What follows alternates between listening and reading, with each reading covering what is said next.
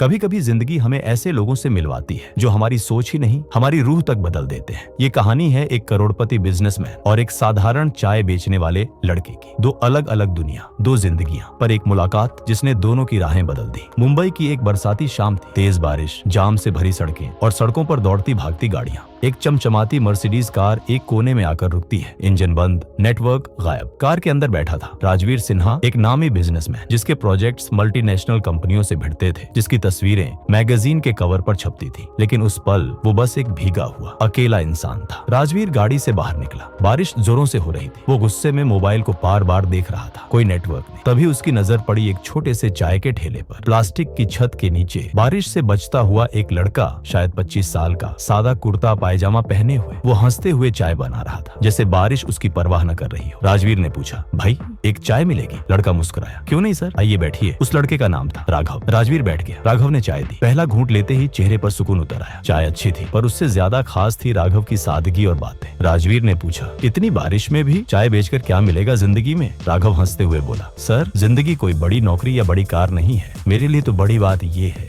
कि मेरी माँ का इलाज चल रहा है। हर दिन की कमाई से मैं उनकी दवाइयाँ ला पाता हूँ। यही मेरी सबसे बड़ी जीत है। राजवीर चुप हो गया। ये जवाब उसने पहली बार सुना था। इतना सरल लेकिन इतना गहरा। वो लड़का जो दिन भर बारिश, धूप और धूल झेलता है, फिर भी मुस्कुराता है। राजवीर को लगा जैसे इसने उसे हरा दिया। उस दिन के बाद राजवीर रोज उस चाय के ठेले पर आने लगा, कभी चाय पीने, कभी राघव से बात करने। धीरे धीरे दोनों में दोस्ती हो गई। राघव की सोच सीधी, सच्ची और प्रेरणादायक थी। एक दिन राजवीर ने पूछा, राघव क्या तुम हमेशा यही करोगे या कभी कुछ बड़ा सोचते हो? राघव बोला, सर मैं बड़ा बनना चाहता हूँ, और दूसरों जैसा नहीं। मैं एक चाय ब्रांड बनाना चाहता हूँ जिसका नाम हो माँ की चाय। हर चाय के कप में माँ की ममता हो, मेहनत हो और सच्चाई की मिठास। राजवीर चौंक गया। इतना प्यारा सपना, इतनी गहराई। वो अपने ऑफिस गया। कई दिन सोचता रहा। फिर एक दिन राघव को बुलाया, राघव मैं तुम्हारे साथ पार्टनरशिप करना चाहता हूँ। पैसा, ट्रेनिंग, सपोर्ट सब मिलेगा, बस एक शर्त है, सपना मत छोड़ना। राघव की आंखों में आंसू थे। वो मुस्कुराया और कहा, सर अब ये सपना सिर्फ मेरा नहीं, हमारा है।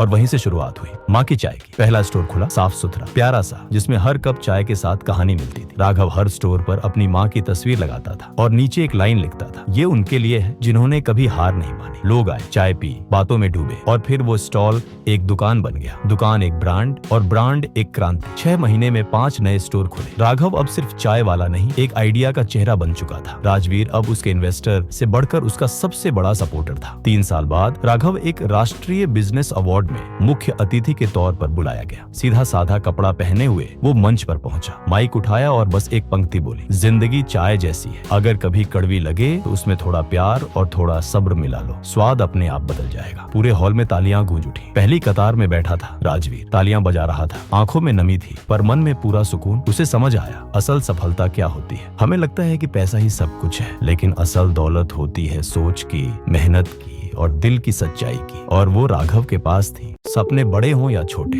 अगर उनमें सच्चाई और मेहनत हो तो खुदा भी रास्ते बना देता है। राघव ने सिर्फ चाय नहीं बेची, उसने अपने उसूल, अपनी माँ की दुआ और मेहनत को परोसा। और याद रखो, अगर तुम्हारे पास कुछ नहीं है तो भी तुम्हारे पास खुद होना का। उस कहानी से आपने क्या सीखा? कमेंट करके जरूर बताइएगा। आपके अल्फाज किसी और के लिए हिम्मत बन सकते हैं।